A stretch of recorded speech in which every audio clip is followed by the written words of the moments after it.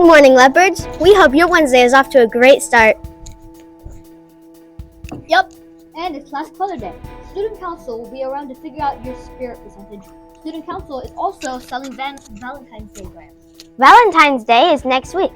Do you know how February 14th became known as Valentine's Day? It got its name from Saint Valentine's. There are different stories told about what he did to inspire the holiday. One story is that he used his role as a Roman priest to help couples secretly get married. At that time, in 268 AD, marriage was banned because the emperor thought that soldiers were better if they weren't married. Valentine's Day decided to marry couples in secrecy. He was caught and his life was taken on February 14th because of his crimes. That's so interesting. If you're making Valentine's Day cards, be sure to include everyone in your class. Valentine's Day offers the chance for us to show appreciation, gratitude, and thankfulness.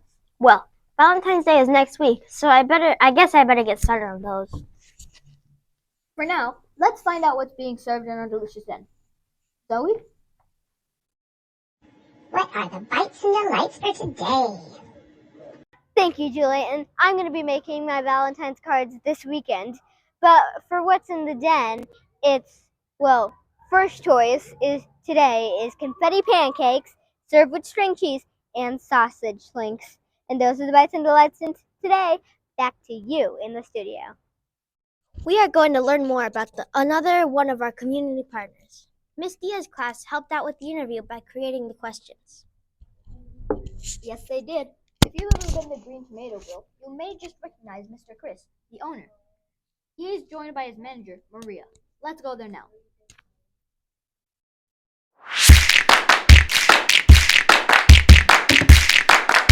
Hello, boys and girls. We are here at Green Tomato Grill, and we are here with... I'm Chris Stern. I'm the owner of the restaurant. And I'm Maria, and I am the manager here in Brea. Thank you. Are you ready for some questions? We are.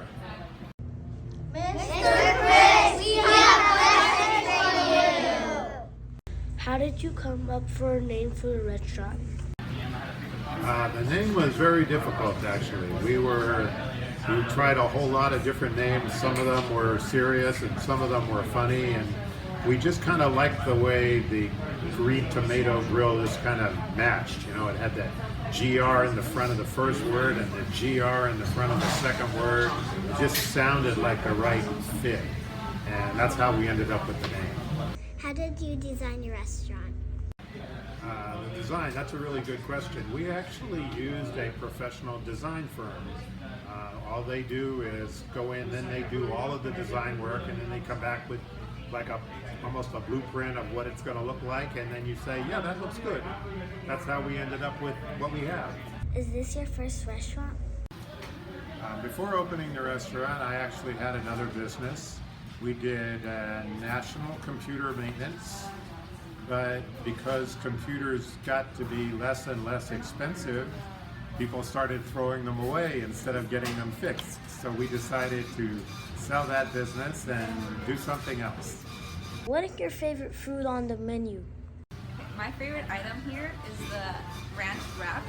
I get that with chicken, and I just think it's so refreshing and lightweight, and you're eating healthy. And my favorite is the chimichurri chicken bowl. What kind of advertising do you have? She means education. I graduated high school, and I am almost done with all of my GEDs in college, and now I just need to do my major, so some college. How did you get money for your restaurant? So after we decided that we wanted to start a restaurant, we had to get ourselves a chef. So we started with 150 chefs that applied for the job, and we eventually narrowed it down to one. His name is Kyle. He turned out to be the right one, and he developed the entire recipe. If you had me develop the recipe, you'd be eating oatmeal and cup of noodles. How do you train your employees? I think that the key on training your employees to work well is you have to make them feel happy and safe, working here, and then they'll fast learners. They'll eventually be fast learners. How did you become a business owner? Actually, to become a business owner, for us at least, for me at least, I started out owning a very small percentage of an earlier business, and I didn't put up any money. I just put in time in order to help out a friend that was running a business. Eventually, I got a little bit of ownership, and then when that business was sold, I made a little bit of money, and then I was able to start my own business because of that. So it was kind of a stepping up from a low level to a higher level of ownership. Thank you both for Miss Diaz's class. Thank you for answering. And I'd like to also say thank you to Mrs. Diaz, who was one of the favorite teachers we had to work with at Laurel, and all of you kids are very lucky to be working with her. Hi Lepers, I'm back on Hidden identities. with your third clue. Do you have any idea who our mystery person? Well, maybe your next clue will make it more clear. This woman returned to California to become Anthony and the higher-ranking politician as a senator.